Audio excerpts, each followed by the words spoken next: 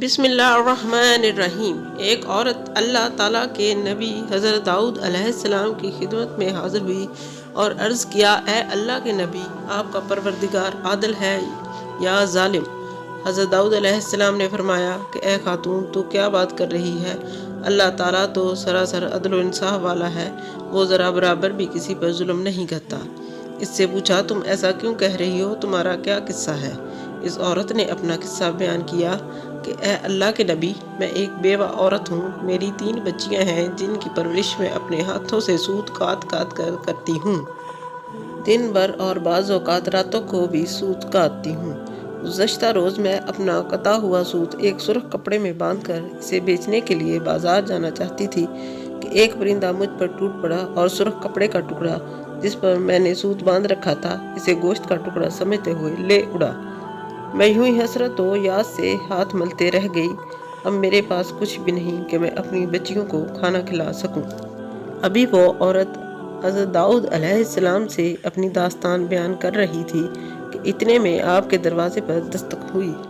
अल्लाह ताला के नबी हज़रत दाऊद अलैहिस्सलाम ने आने वाले को घर में दाखिल होने की इजाज़त दे दी। इजाज़त मिलते ही 10 ताजर यके बाद दीगरे अंदर दाखिल हुए, जिनमें से हर एक के हाथ में 100 दिनार था। ताजरों ने अर्ज़ की कि ए अल्लाह ताला के नबी, हमारे इन दिनारों को उनके मुस्तहिक तक पहुँचा दें। हज़रत दाऊद अलैहिस्सलाम ने उनसे पूछा, मेरे पास ये माल हाज़िर करने का क्या सबब है? ताजरों ने जवाब दिया कि अल्लाह ताला के नबी, हम सब एक कश्ती में सवार थे। इत्तफाकन एक ज़ोरदार आंधी आई जिससे हमारी कश्ती में एक सुराख हो गया। मौत हमें सामने नज़र आ रही थी। हमने नज़र मानी कि अगर अल्लाह ताला हमें इस तूफ़ान से निजात दे देगा तो हर शख्स 100 दिनार सदका करेगा।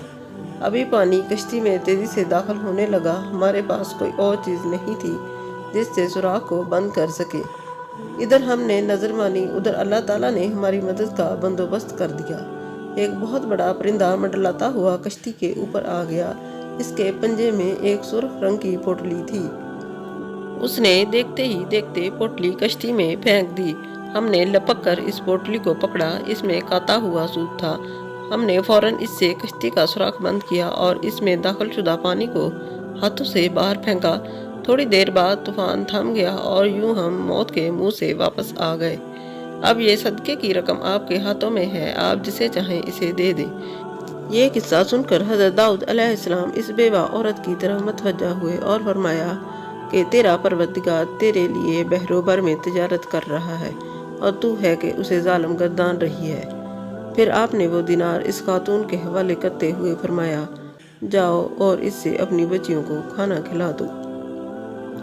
इस वीडियो को शेयर करें, लाइक करें और मेरे चैनल को सब्सक्राइब करें ताकि और अच्छी वीडियो आपकी खिदमत में हाजिर कर सकूं।